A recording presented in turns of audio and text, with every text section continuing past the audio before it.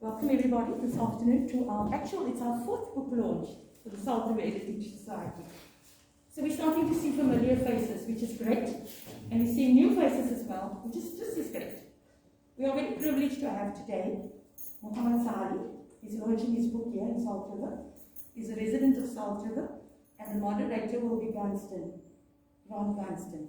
And I'm going to leave it over to them to speak because I was just told to do the intro quickly. I was just told now. So without further ado, welcome everybody, and please interact nicely. Thank you. Thanks, Rosita. And good to be here. Good to be here with you, Mohammed. Let's talk about your book. Should we dive straight in? Yes. I don't know any other way. That's more the way. Yes, start with it. Yeah. Okay. So this is your first book, I understand. Yes. And can you tell us why you wrote the book? We just need to figure out how to synchronize the exchanges. Anybody here? I'm not sure if I have to keep it there or there. Is that good? I think we can. I think we can hear the back. You can hear. Yeah. Okay, so the question is why did I write the book?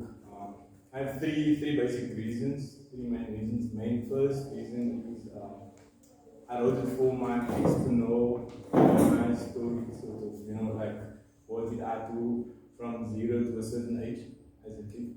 The reason what motivated me was my parents are both gone, and sometimes I think it would be nice to know what they have done when they were small, and know that they did talk to me a lot during their lifetime, but never really wrote it in like a story. It would be nice to have some book, I can read it like a story and I can think, wow, that's my mother, that's my father.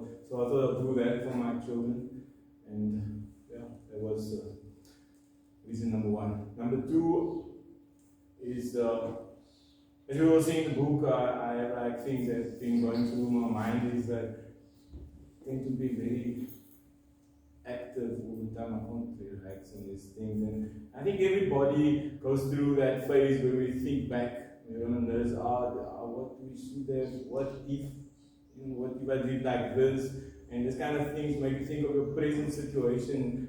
And I thought I tried to think about it a lot, and it used to bang around in circles, and I'd go here, and next week I'd rethink the same thing, and didn't really get me anyway. So I thought, okay, let's try to write it out in a systematic way. So that was to help me kind of, I call it defragment my mind, like in a computer language. People defragment the computer. There's a lot of programs, but we need to fetch it and sort it and work it in an efficient. So that was number two.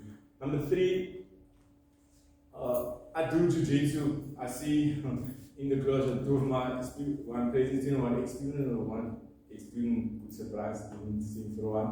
And that is my passion, my hobby. It keeps me busy.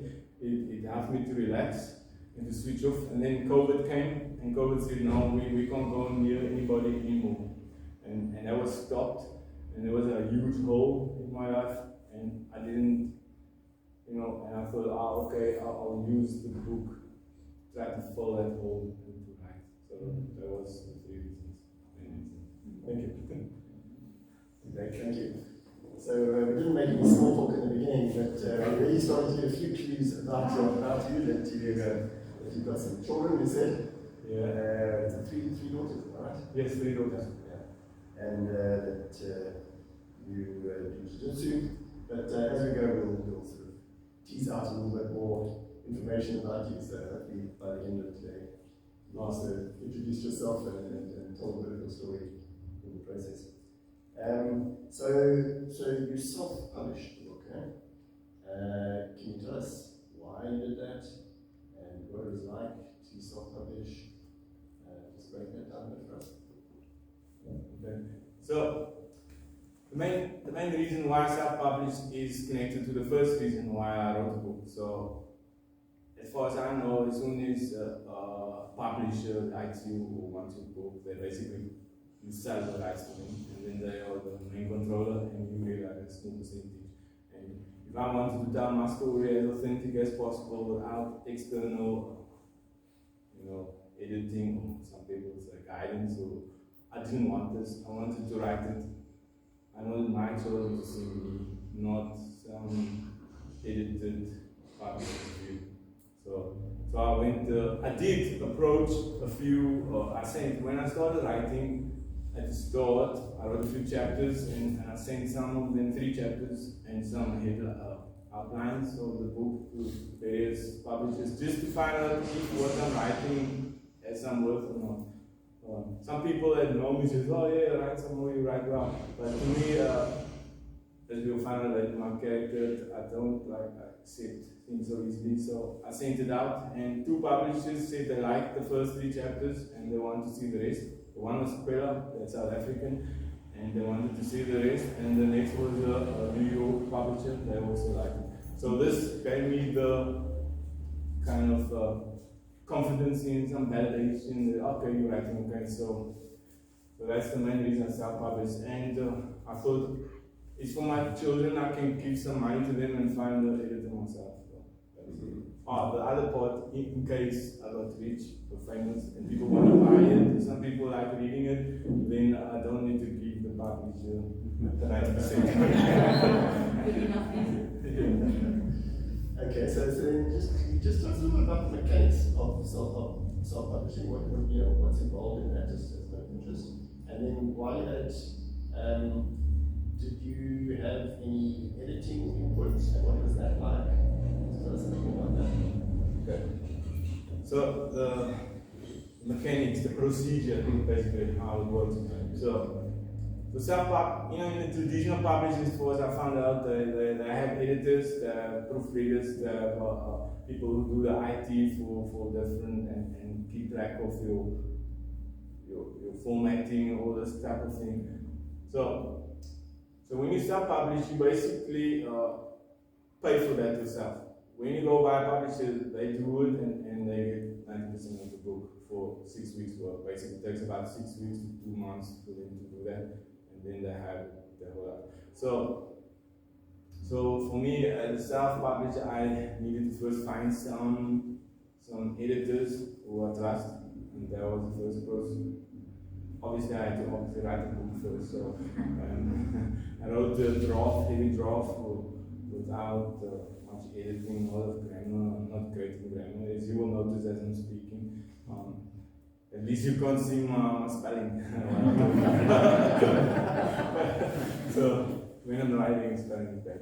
Okay, so it's first you need to understand the system, how book thing works, because there's a lot involved with it. You have this number, ISBN number, you need to get the flow correctly. So different editors do more or less depth of editing. So you can get editors who will just kind of do all the grammar and stuff and give a slight, and I was looking actually more for that.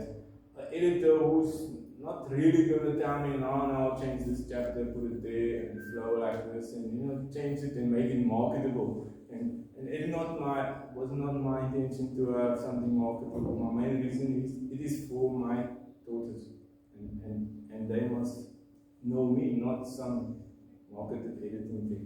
So I needed to find an editor who would give a little bit but don't change it. And obviously then they need to proofread it, and there was a part of designing the cover. I'm not sure if I should talk about how the cover came about. Can I go for that? Okay. So the cover is connected to the name, but let's leave the name for later. But the cover, we do not know what to do, and my wife just said, she likes this picture, and why not put that one? So that's me. I think I'm 1.5 years old, and she liked the picture, kind of says it fits. And then the wording and the back page, it was my daughter, she's much more bigger than me, even in writing. She even wrote the blurb at the back. She said, no, what you're writing is for me. We changed that, and she changed it. I gave some ideas and she set it out. So it was a kind of collaboration between my wife and me and my daughter, one daughter. and even the other two gave input, like we had two options with photos, like which one, and then it was that one. So writing, it's quite a procedure to write. So when you write, you send the draft to your editor, the editor sends it back, and you check it.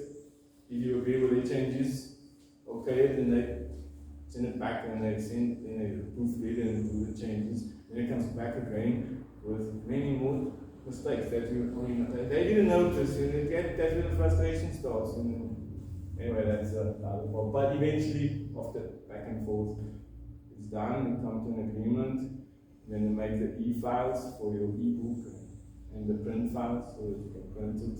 So I know the procedure now, and it's not that difficult in nowadays. So not like in the past when we had these old typewriters where when you type out 300 pages and some mistake and you have the main thing and you have to change some wording and then you have to change the format everywhere you go, each page.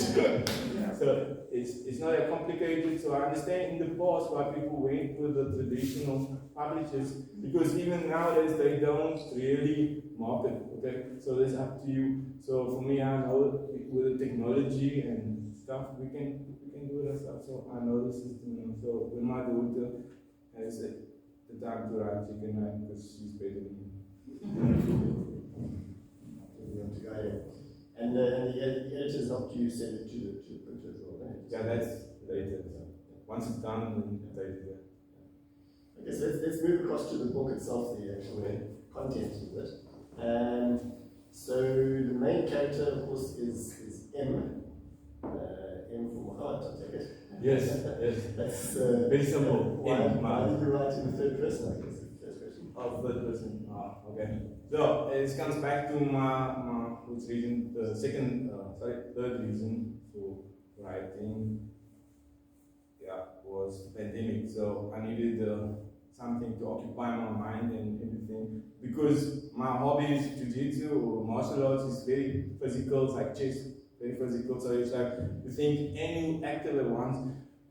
And this was not possible. And writing is only a mental thing, so I needed to make it complicated, otherwise it wouldn't fill the gap. So normally at the start, when I started writing things years back, I wrote in I and first. That's quite easy, it's simple. It's like everybody talks like I did this, and then I remember I did that, and it's like I all the time. And this was for me the easier way that I know. So I chose the third person because I thought it would be more of a challenge. So it was just some testing myself. That's why I wrote third person. But it comes with some advantages, like you can get into everybody's mind and talk from like a godly perspective sometimes if you feel like it. So it makes that easier. And yeah, that's the third person. Just a challenge me. Okay, so the themes of the book. I've got a few themes that I picked up on, but before I touch on those, just anything that you want to say about the themes of the book? So that word themes is to me a big word. Like sometimes I get confused what it actually means. You know, like is it something that runs through the whole book, like the general principle? So for me, the book has the general principle. Main thing about the book is I grew up, and that runs through the whole book. How I grew up, how I developed. That's like the main first principle. And I had things happening, and how I saw it. That's like the thing. Then come back to the second point. As you can see, how my brain is like structured, how it works already. So I come back to the second part of the defragmenting. And while I was writing initially, I'm not sure if I should add it in. Why I was writing, can I go into that a little bit? So sometimes I sidetrack and get different ideas. And I get lost and go off in a tangent. So that's just your job to bring me back. So because I just get lost in my own things and thoughts and speaking, I don't notice the feedback. So and like now I even got drifted into something. Okay, so why did I write? And what's the theme? So the main thing was I needed to defragment. Not the main, the second thing was to defragment, to find out things. And the one issue which I had then was kind of went into a little depression after I had, that's like not actually little, quite a big thing where I was feeling down after I had my neck disability happen. So it was really a down spiral. And then I noticed that my not negative, I would call it hope energy, and this I'll define as something which pushes me to want to do and achieve things in the future. So that hope energy was kind of gone. I didn't look forward to like, I'm going on holiday or nothing. It's just to do my duty, and I feel like, what pushed me? When did I have hope energy? When did I have dreams and goals that I wanted to achieve? And I thought, that's when I was a kid. And this is partly why that also came. And so I had to, so that's the theme. I needed to find out what gave me the hope energy as a kid and how to do that. And I see, so that would be the theme that goes to the book. It's basic, very simple in the end. Funny enough, the first thing was because that was a part of my life where I had hope energy. And I thought, that's my glorious. Because after that, it wasn't there. It's no more glorious. So that's what I thought I would call it initially. But as I started writing, I noticed it, like the book says, a loneliness way, and those kind of things. And I noticed that it wasn't that gloriful in many. I mean, I had some good things happening, but it wasn't like completely this happy person. I noticed it more when I was writing it down. And so that I found out the very simple principle was I had dreams and hopes and things I wanted to do and achieve as a kid. And this got stopped at times due to various circumstances. Sometimes it rained, sometimes it snowed, sometimes other things. But I didn't stop. I just changed that little goal and did something else all the time. I never went in. And in achieving these little goals and different things, it gave me a little bit of endorphin rushes. It's like, I tried to tie my shoelaces and it worked. Cool. But now I'm going to learn how to play marble. So these kind of small achievements gives you that boost. It makes happy hormones and all that. So that was the theme, I think, in the whole book. Is like you have goals and things you want to achieve. Sometimes external, sometimes internal. Some reason stops it, but don't stop. There's something else you can do. Maybe it's not as great in your mind, but when you achieve it, it will give you a little hope energy, and you will continue. And that's the theme on the thing. Yeah. So, kind of reconnecting with some of the hope energy that you felt you had as a kid, at a child. I had a lot. Yes. Yeah. Okay. So I've written down three things themes that I sort of particularly found interesting from a reader's point of view. Yeah. And thought maybe we could just talk about each of those. And that is the experience of being burnt at a very young age, which I gather relates to the chicken legs title. So that's and just how you dealt with that, your recovery, physical, psychological effects of that, and so on. So that's the one.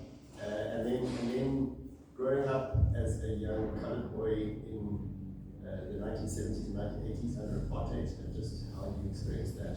That seems to come through in quite a few different ways. And then thirdly, autism. And obviously you'll talk to that a bit, but for you it was normal, but as you wrote, you seem to point out some things that you struggled with.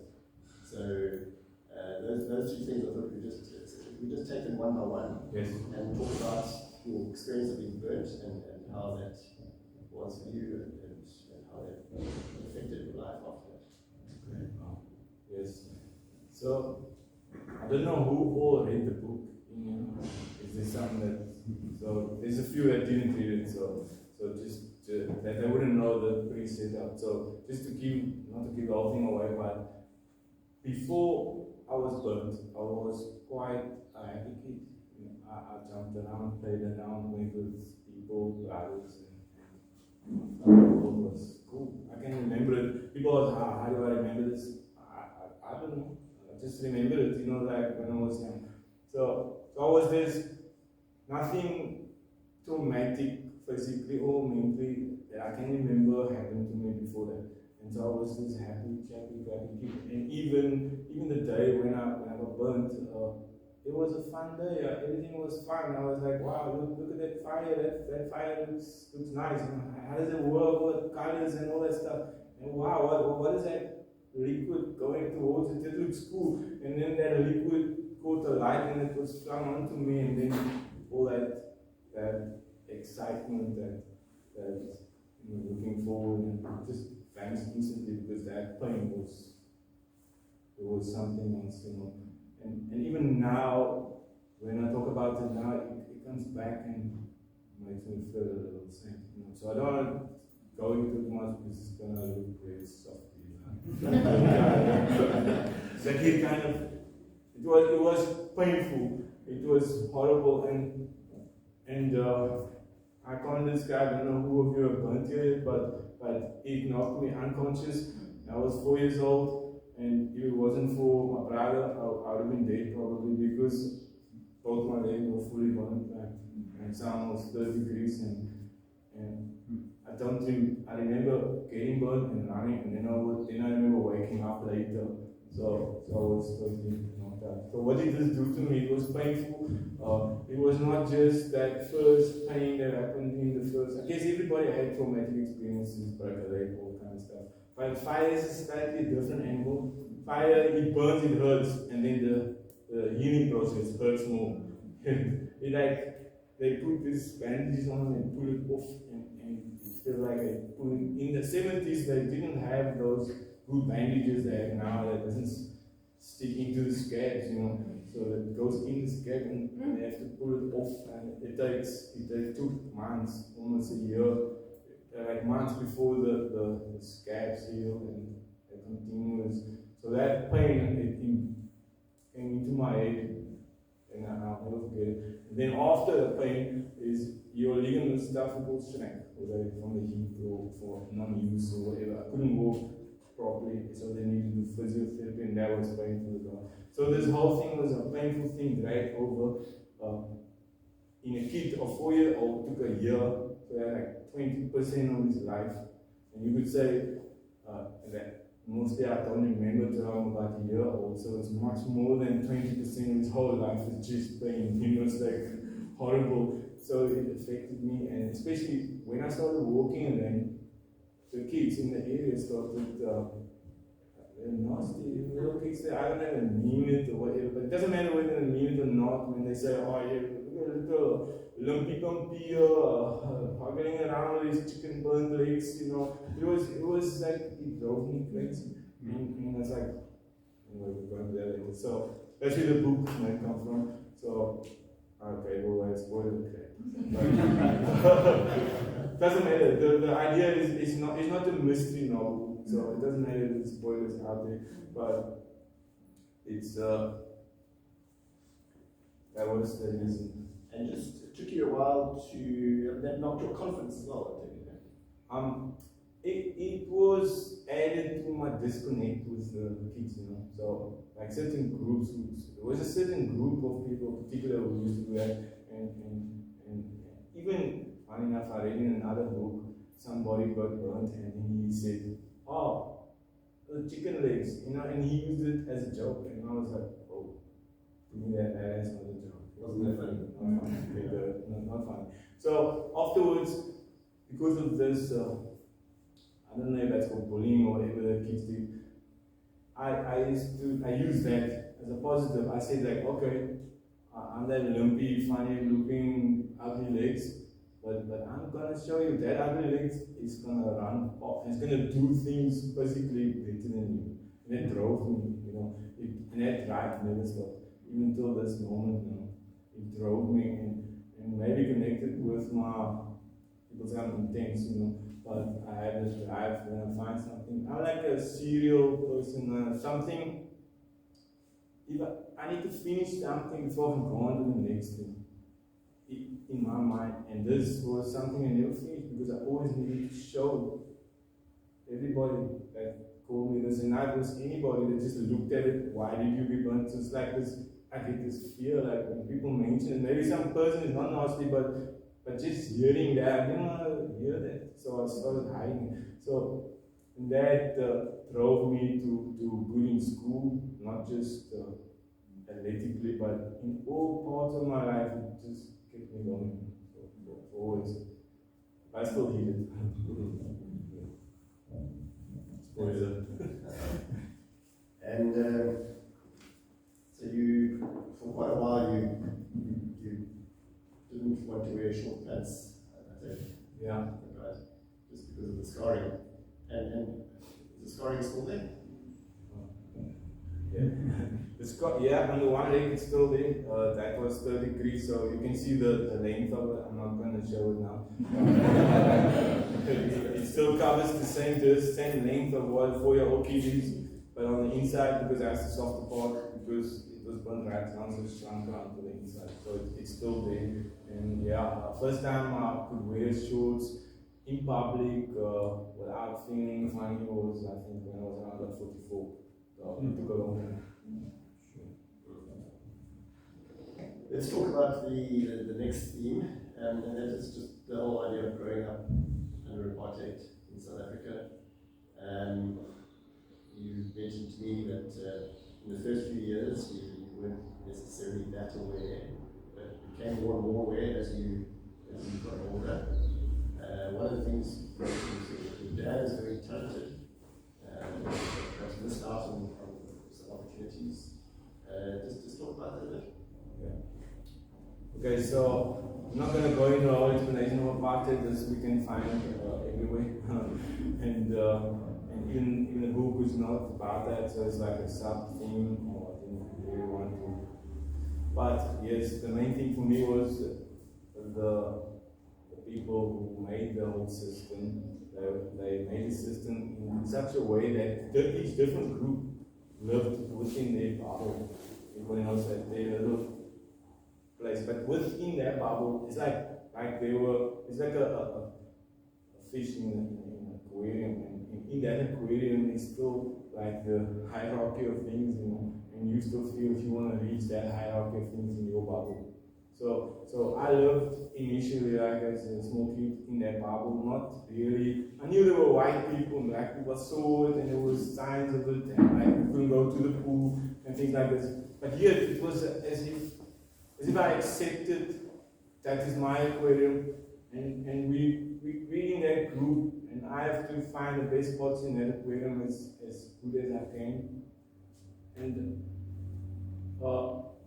so didn't really think that it's really wrong per se, although I wanted to be, because I didn't really know what the white people had and what did the black people not have exactly, in relation, because like I say, the people that designed the system, they're clever people, they made it so that you don't really know, and so you just in there. So for me it was like, yes, I have this and that, and the whites have that, but that's their world.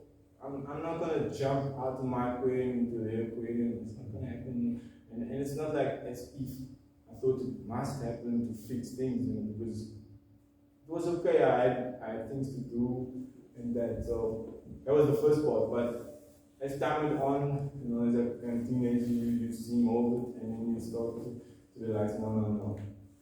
Now I see what I was missing, and as human, we all have this instinct that we also want similar stuff, what we not have, what we do have compared to others, and it became more and more clear, and then it really it disturbed me, and it still disturbs me. I'm still traumatized, but it's a big part of why I was still out.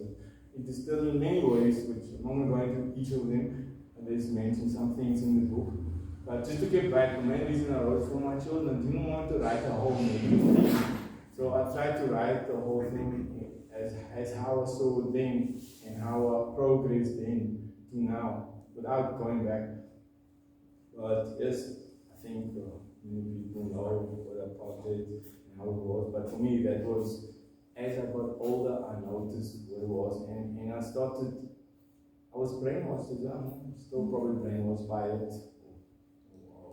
Is my negative, maybe gave me negative stuff as well. For example, I'm giving another spoiler, like crusade, you know, so they brainwashed us that straight hair comes as white people, and white people are better, so we think crusade is bad here in Cape Town. Me, not we, stop that, me. I thought everybody, a lot of us around me also thought it, so I started to think that I also I want my hair to be straight. So when I became a teenager and it curled a bit, I had to do things to get it straight, and straighten and all that stupid stuff. So it's like, it disturbed me. It took a long time to get over that.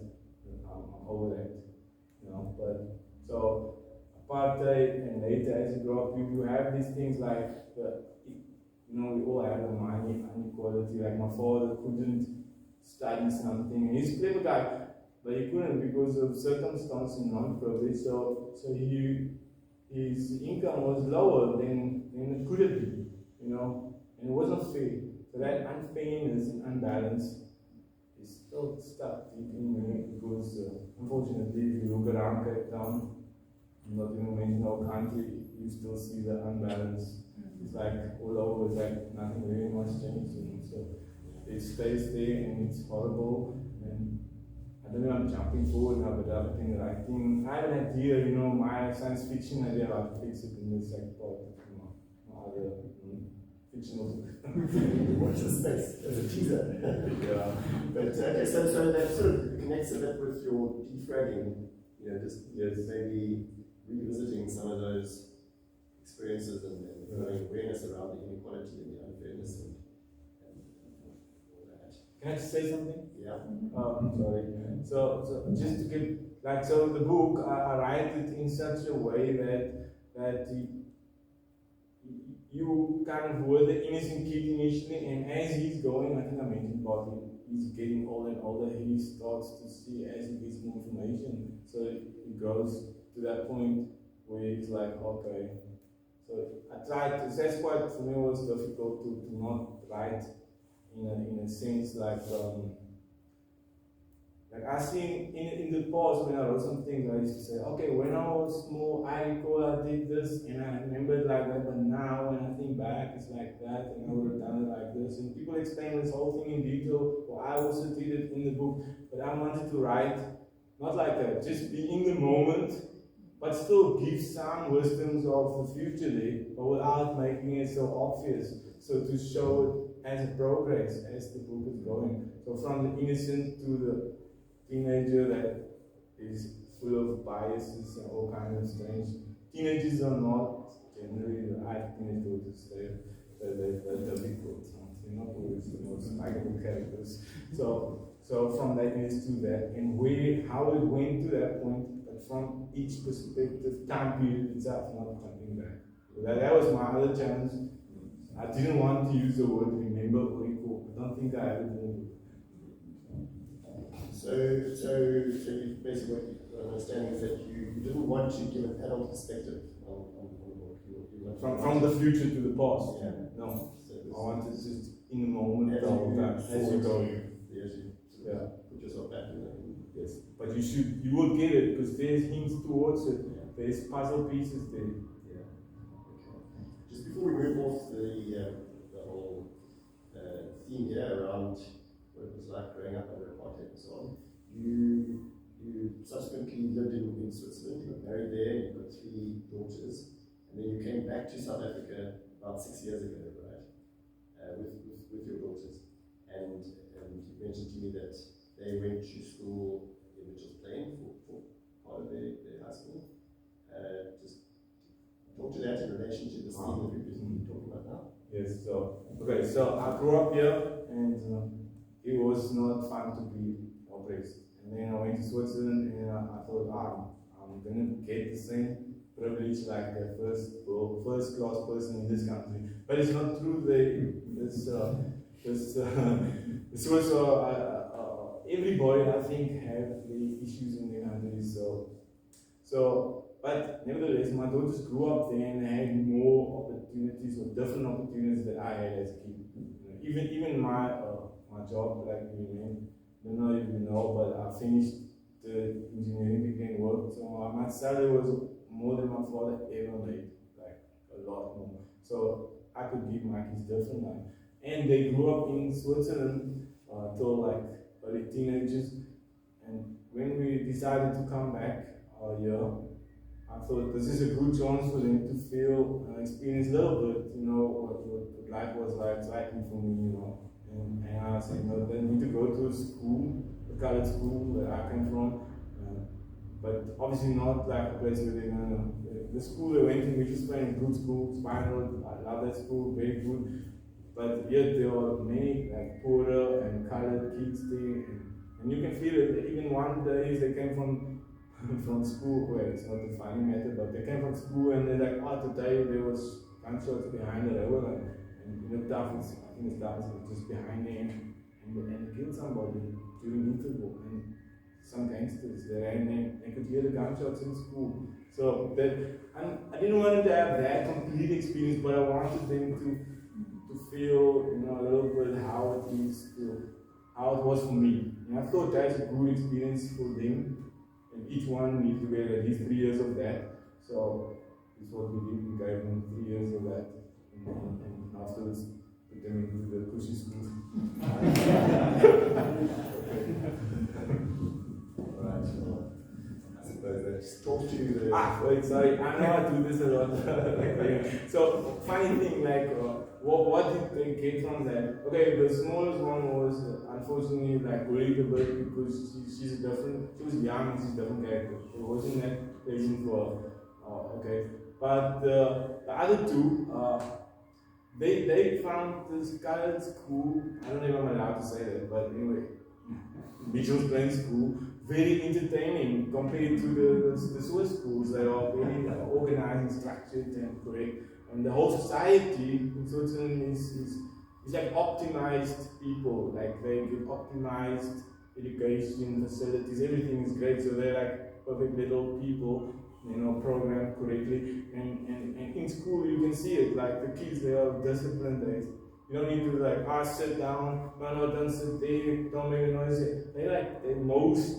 Obviously they are the in-betweeners, but most of them are listening and doing it, and there's much less. But in Mitchell's Plain, that school, I found it hilarious that the kids, they don't listen, they don't, they're just, and the stories, the stuff they do, they find it so entertaining. They say it's so much more fun than the Swiss schools. Every day they used to come back and tell all kinds of funny things. Oh, this one said that to the teacher, and then he jumped around, and all kinds of things. So they found the two of them, the older ones, the smaller one I said wasn't that great, but the older two, they really appreciate that few years in that school. And even the older one went from there to university and doing a good degree now. So it shows you can go from them and they like it. So, yeah. Not listening to the teachers, that's quite a significant connection with their father, right? You weren't that much of a disciplined student. Was that unfair? Let's put it this way, you were restless. I will defend. That's fine, but I'll use that actually to the autism. Yeah. Right, because I think that part of that is a restlessness that you experience, which affected your ability to sit in the class and so on. So, but obviously there's quite a lot to be said around the autism, so I'd like us to stay with that for a little bit. Okay. I think it's not, I haven't done any research on this, but I can't imagine there are a lot of books written by autistic people, and I think this is really a point of interest for the reader to try and understand.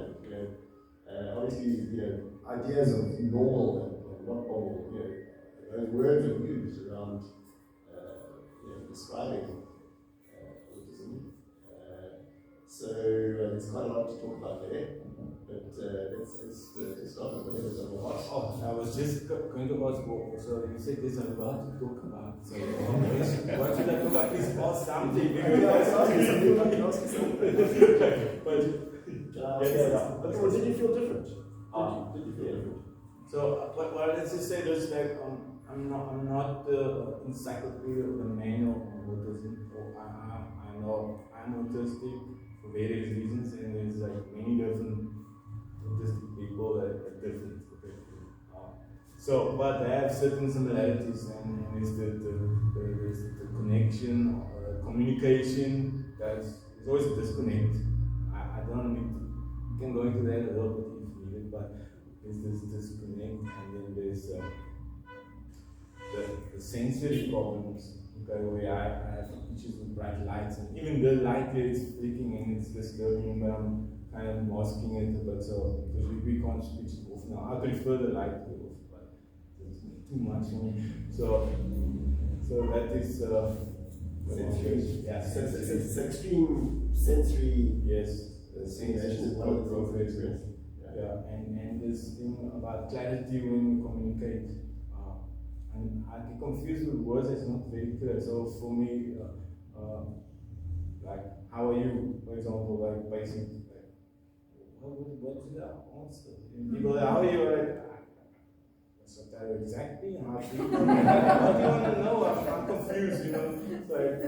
So this is not very clear. So I need to have clarity in everything, and this causes issues, you know, with teachers, with everybody. So this translates into everything in my life. Is clarity, and I have to. I think a big thing was normal versus neurodiverse for me at least. Shit, I just lost that topic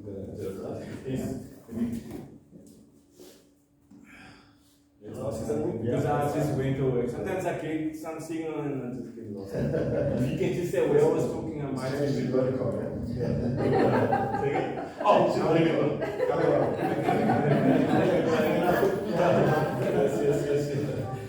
So your question is, do you feel different? That's it. I was coming all the way around about. Did you feel different? Yes. So in my head, and right now, I feel I'm normal. Okay? I don't think there's a difference between me. You know, I don't feel strange or anything like, oh, okay. But what I noticed from the start was that the others, everybody else, most of them, except my mother. But not normal ones. No, the normal ones. the others. I would be very puzzled at why are they doing what they're doing? Or they play games and they do that. They sit around and they just sit and watch and say these things and talk about stuff that has no point. Like, why they do that? It used to confuse me. It's like, that's why I used to watch a lot and like, why are they doing it? It's not that I felt different, it's just that I didn't understand him. And it was vice versa. It's like, okay, here comes the alien, you know, people would say, and like, oh, this guy, whatever, seemed too cool. And then other people would add negative, you know, like definitions, like arrogant. Because I was not there's a big spectrum of autism. You have the autistic people that can't do anything. They can't talk. They're very mellow. They're disabled. They can't function. They're quiet. But I'm not that guy. You know, I'm that guy who's talking and saying my piece. And because my mother, she allowed it. She knew what to do. So I never felt. I used to think like, why are you not saying these things? It's just obvious. You should say this now to the teacher, and have to do it. And no one else in my environment was doing it. I was like, okay, I don't know why they're not doing it. I'll just do it. And I was given some, I don't know, some people would say autistics have like some special thing, you know. Like for me, logical, systematic things are easy, like that's mathematics, and I have a good memory. So this came easy. So I was not that kid that is needy and quiet. I was that loud kid that goes on and says peace. So people just like, oh no, this guy is just arrogant, just look at you, making a noise, disrupting everybody. But it's just me getting confused as, why are they not doing this thing? It's obvious. I don't get it. Like, so that, did I feel different? I don't know. So that's the story about the primary colors. So example in school in grade 6, so the art teacher, he came to school in the art class and said, okay, today we're going to paint, okay, and there are all these different colors, and the primary colors are red, blue, and green. And I was like, what is primary colors? The first time I heard about it, what does that mean? He says, if you have only these three colors, you can mix them and you can make any other of the colors. And I was like, wow, that's interesting. And then I immediately was like, wow, I need to experiment and find out how does that work. And then I was like, after a while, I was like, no. How do I get yellow? This doesn't work. I have blue and green. But if I had yellow, I can get yellow and blue, and I can get green. I was like, teacher, no. Yellow is the primary color. He's like, no. What are you saying? It's green. Paint. Everybody else is painting. Look at them all. They're all painting, and they're doing you bothering you with this. Is not the point. We are just supposed to be painting. And then I was like, let's experiment. I can show you. He's like, no. Just do your thing. And then immediately I lose a little bit of respect for him because I'm not. I have a different way of valuing things. Okay, I don't value things according to the social norms, this is where the biggest disconnect is with autism. We don't follow the social norms because we miss all these intuitive keys and things. So we kind of know people who intuitively know and understand certain things and can place it correctly. I'm very observant. I see things, but I don't always place it correctly. So I need to know what's happening. So for me, this teacher doesn't get automatic respect. He is my educator. I need to learn things from him. And he's teaching me wrong things and he does not want to look at it or verify it. He just uses his authority. So if he's using his authority over me, I will get him with whatever I can to mess with him. So that's how I start, disrupting his laws. And it was easy because there was like obvious things I could do. So in this principle, I will do this with the teacher. Sorry. But it was me. I needed to know, and for me, very important. The big reason to go to school was to learn because I needed to fit in with my brothers. I needed to know things like they know, to know things like others know. So I went to school to learn stuff.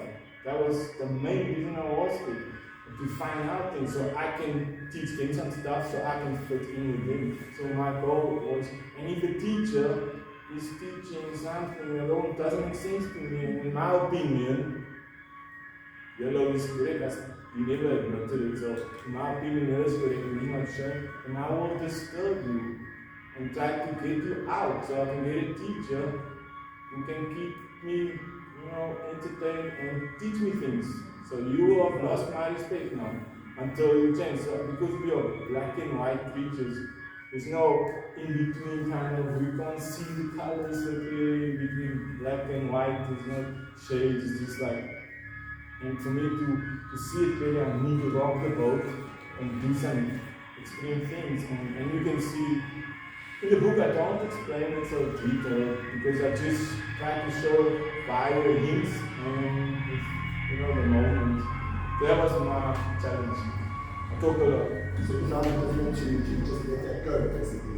Once you realize the teacher was wrong and you were right, I can't because that's a very good question. And I'm sure there's Mr. Smith is here and a couple other teachers. I'm sure that their experience of boys like you in class is probably quite challenging as well.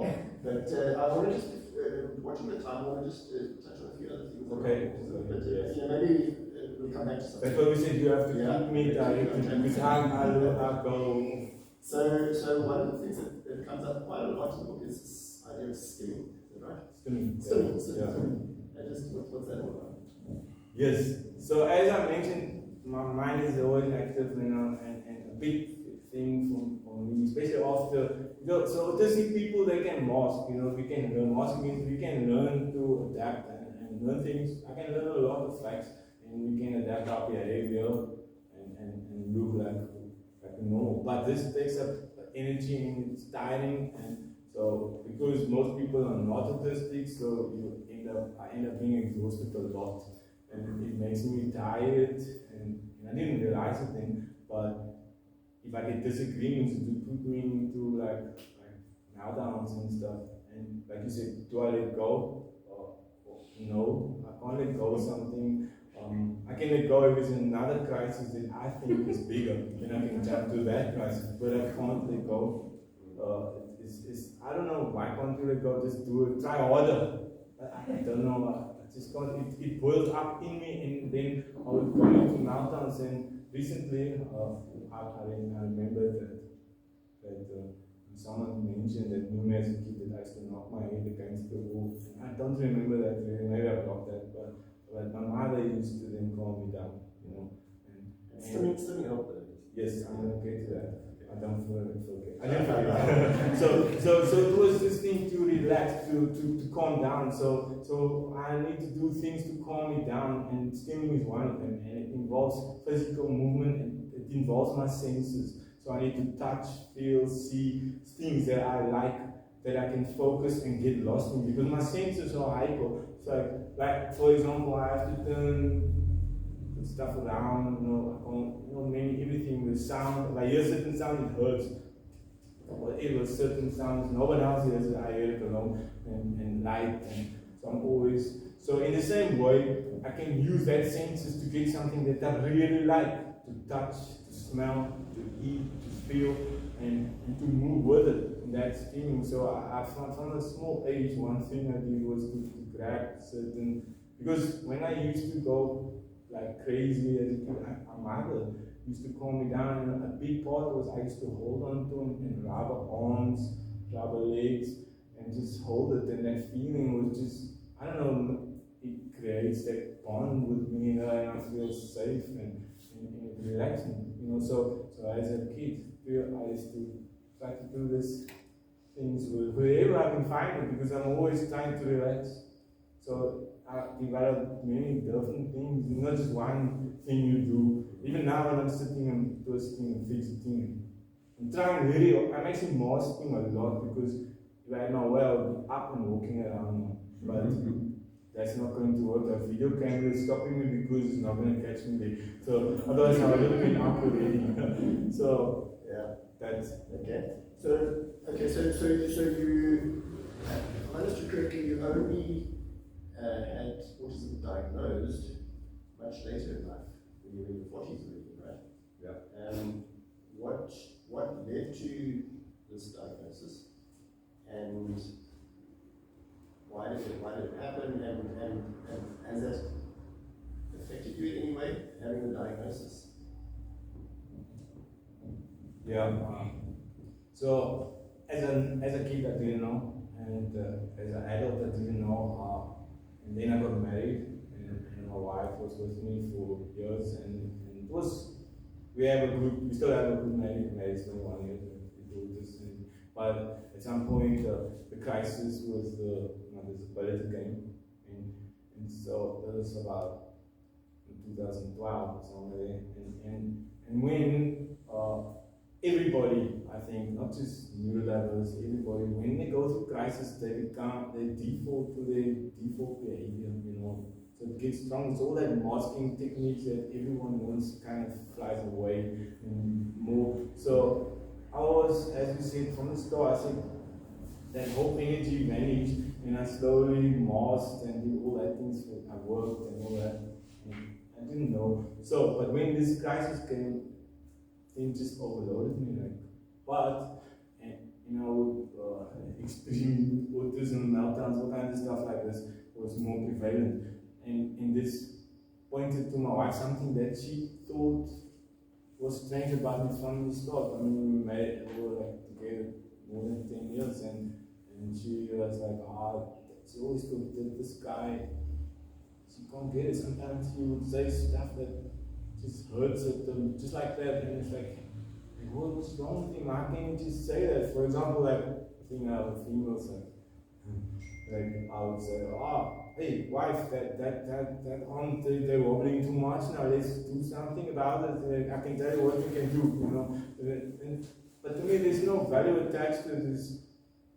It's not a negative thing, because if people have been telling me my whole life that you should treat others like you want them to treat you. And I want people to tell me when I'm fat. Just tell me, you're too fat now, please. to keep me in line so I can go exercise or to eat less or something. I want people to tell me that, because that's damn good advice, and it's something I need people to keep me on track. So I'll do that to her because that's what they told me to do. Do what others, what you want others, and that's what I want. But that, obviously, our social society, whatever they say, you won't do that. Still don't understand that, but I know it doesn't. So she saw this kind of way how I am, but on the other side, she would see a guy that she likes, like someone that she wants to be with, that in her opinion is caring, and otherwise, why would she stay with me and have 3 kids? And she liked this person and didn't connect. And when the stress period came, it got worse. And then one day she watched a program of autistic husbands or autism or something, and she's like, that's my husband. Now she calls me it is another word for autistic or high functioning is Aspis, okay, Asperger's. So they say Aspis, she says, he's my asshole. Okay, so she picked it and that connected, and she found out a lot about it, and we went into it, and that's how we started. So this was not long ago. Sorry, so she found out that you're not the other fellow, you're the Rockefeller.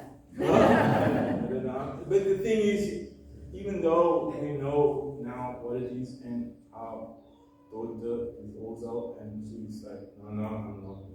Because the funny thing, she read the book, and the second one, and she said, we asked, like, is there something strange or anything in the book that you think don't like?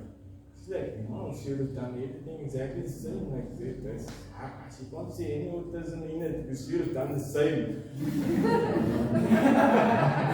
So she can't see it. But so the thing is, people ask me, what does that change? Does it make things easier? I say no, it doesn't make anything. I still have to talk to all the others. I still have to, and I'm still the same person. I know why I'm disconnecting now, but I don't really know how to be different, because it's different. It's like having tunnel vision. You never knew, but you find out later you have tunnel vision, and you walk through the tunnel, people think there's no more tunnel. The tunnel is still there. It's like, it's difficult. So a large part of the, just changing track a little bit, still with the autism, a large part of the book, we estimate about last third of the book or so, describes your teenage years and your desire to find a girlfriend, and you thought a lot about athleticism. That was quite a dominant theme, maybe even obsessive, and also wanting to find a girl, and you had this ideal about what a girlfriend for you would be like. Can you just tell us a bit about that?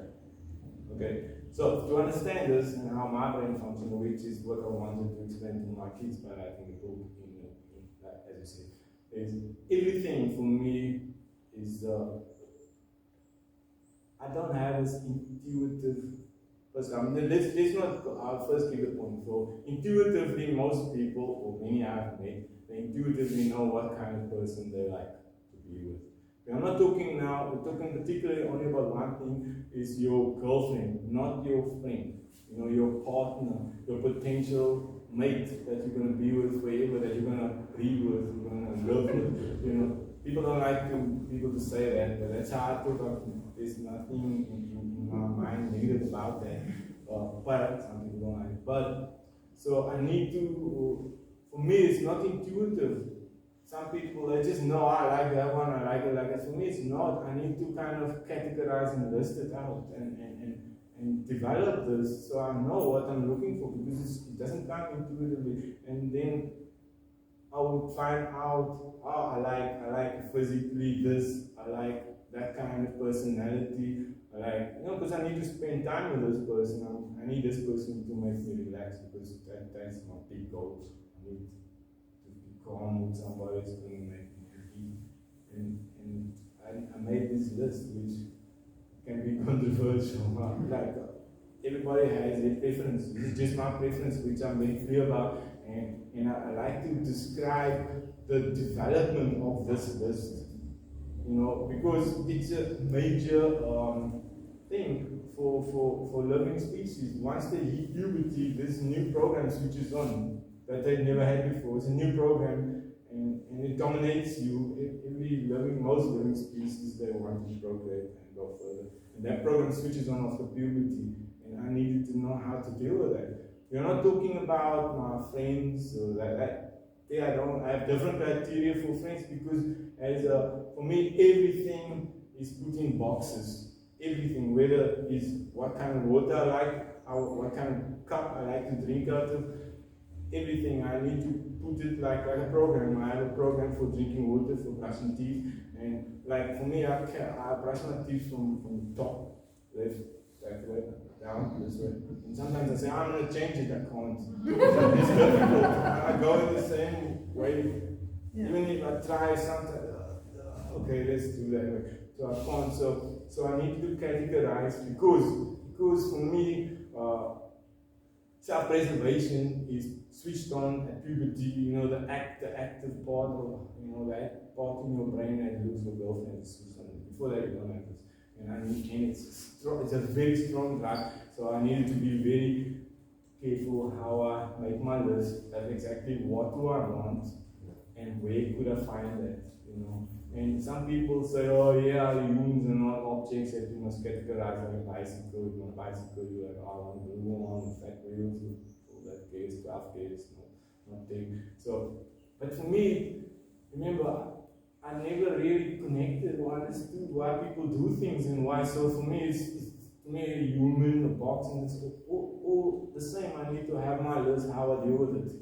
So, and that's how I deal with it. Maybe my criteria were a bit different to others, but it's something, I found that some things you can change a little bit. Like, for example, sometimes you like a girl that talks about soccer. Okay. Next week you discover that you don't like soccer, you like rugby, so now we will find a girl that talks about rugby. You know, but the basic main thing you won't really change that. You know, I'm very clear about my list. So, yeah, so you're telling us through the eyes of a teenage boy. That's yes, one thing. Yes, and, exactly. And you did say this, but just to cover around with it, it's not about valuing people. No. This is just the kind of girlfriend that you would like to have. Yes. But you see all people as equal value and so on. But the hard part for me was when you told me that you saw me as equal value as a bicycle. Did I say that? See, sometimes I say it. I'm trying my hardest to understand. Now you feel how I feel. Let's just change tack a little bit here. Your parents, you don't kind of do a character study of your parents, and yet there are quite a few references to them, and it seems to me that they're pretty special people. Tell us a little bit about your parents. So, like you said, I don't do character study about anything in the book. I'm just giving perspective how that and at that age is so, and hopefully in a way, in what I explain what they were doing and how they did it, you can see who they are. So, my mother was like my person. From everybody that knows me, see my cousin is here, she knows me. So from a kid, lately to Moscow, like I was connected to her even before that. And probably because she was the one who knew how to calm me down. Even my older brother said, Mommy had a way, you know, no one else could. Your tantrums, every kid threw a tantrum, but yours was different. It was like a different intensity, and nobody knew why and what, and then Mommy could come and she could, like, she just knew how to get you home. So I attached to her, and my mother was strict. Very strict, but yet she knew, like, religious strict, and don't do bad things, and like crime and drugs and girlfriends, all that. I think I got that from her, you know, that models, but she was very strict, but yet she was very calm and understanding with me. Although sometimes I also like, no, Mommy, you're unfair, but she had a way of like when I started arguing with her, I was like, don't argue with me, Rita. She used to say, no, now it's finished. When she said that, now it's finished. Now we can't discuss anymore. And I know now she's done. Just do what she's saying. Because on the other side, she would always, be there and explain things to me and, give me that drive and gave me that confidence. I felt myself very confident. I knew if something happened, if I'm in trouble, I run to her, it's going to help me. And without a doubt, that was. And the same, my father was the second person, and he gave me other things, like his biggest thing was you must work hard in whatever you do. Whenever you do something, you work hard. You do it as good as you can. And it doesn't matter if everybody is robbing you and treating you bad. When you do it good. And that's kind of how I got what I got from him, and obviously like stuff like fighting. In the 70s we used to, in the 80s, it was different at school, everybody was fighting. But nobody was like stabbing and all that kind of weird stuff, but we were fighting a lot, and it was normal, and nobody used to get expelled for that, nothing. So my father used to give me like tips, like, eat fast and burst. and if they say they're going to get you next time when they're with their friends, take them out now. Now you have the chance. When they're with their friends, it's not going to work. So he gave me like that kind of, obviously they put the moral structure into me, and the morals like that, because for the record, I've never been accused of a felony or a crime or anything like this. In any country, I've been in a few countries, and so You've got the right to remain silent. Say again? You've got the right to remain silent. Yes, but I've never remained silent, that's the problem. I can't stop if I have to say something. It's like if there's a bigger crisis, I will stop.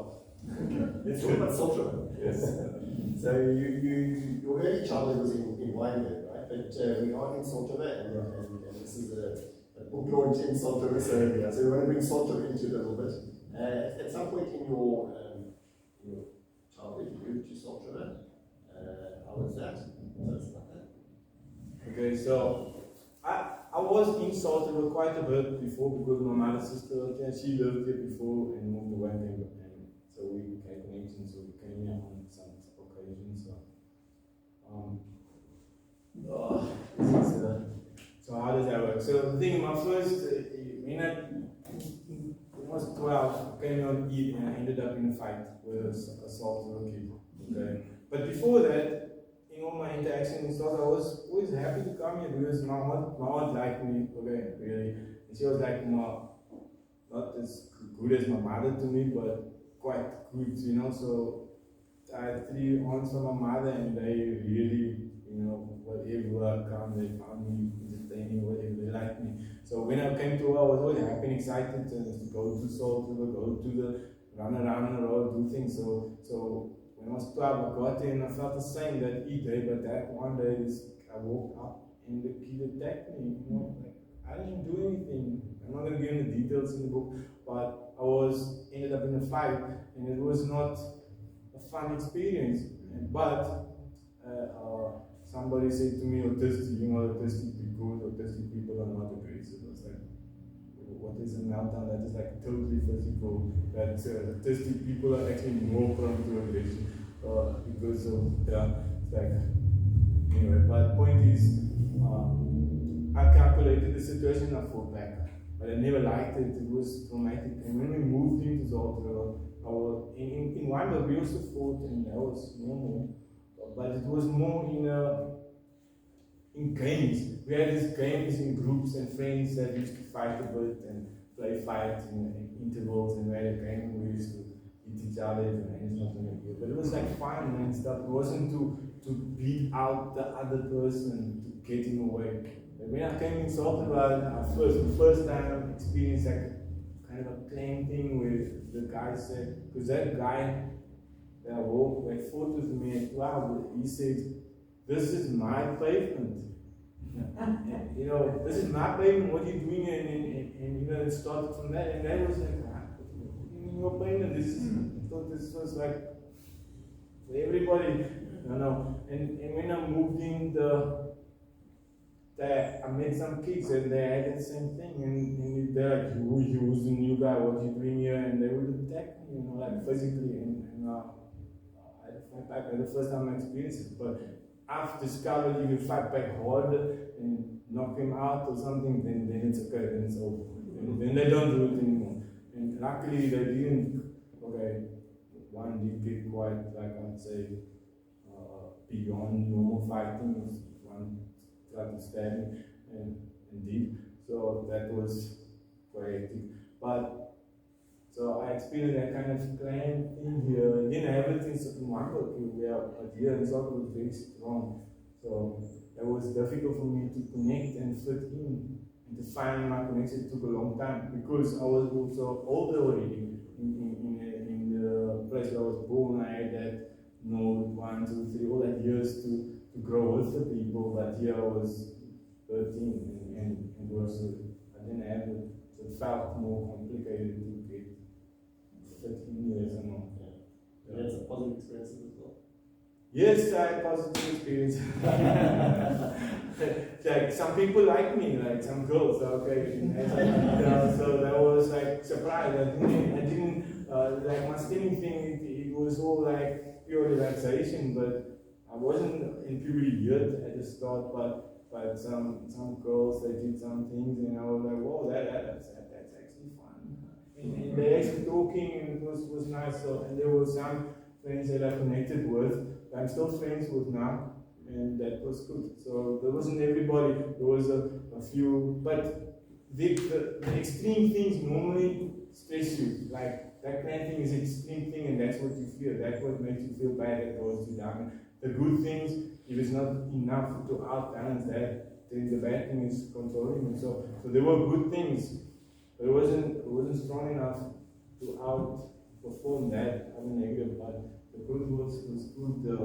The shops on here, we could go around sometimes in Salt River. Salt River, I had kind of a close community where most people knew each other, so if you walked around, you wouldn't, it was okay, you could go into people's houses, I like that. And sometimes we did that and just hang out, even me. But I was confused why they were so quiet, but I was with them. Alright, so the book ends, just you're 17, still just got into UCT, and you're starting your second choice course, which is engineering, electrical engineering. Yeah. And you start, you don't go in here, the book ends there, but you give a few hints of that was still quite a challenging experience as a young kind of guy at UCT. Anything you want to say about that? Yeah. Okay, so it's a very short chapter, so I'm not going to give the whole chapter away. So for those who didn't read it, so I just wanted to, like I said from the start, that's when my whole energy kind of started to dwindle. It didn't grow more. It wasn't gone, but it didn't grow more. So UCT was the first time I could experience the white eyes, okay? And it was awkward and not the most happy thing.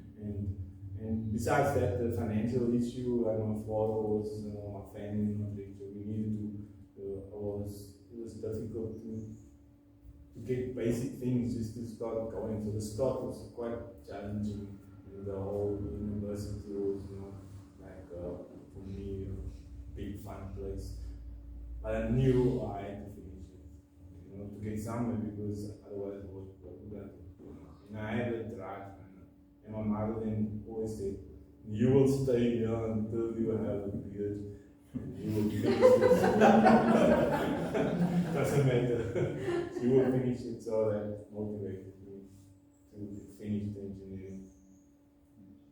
Great.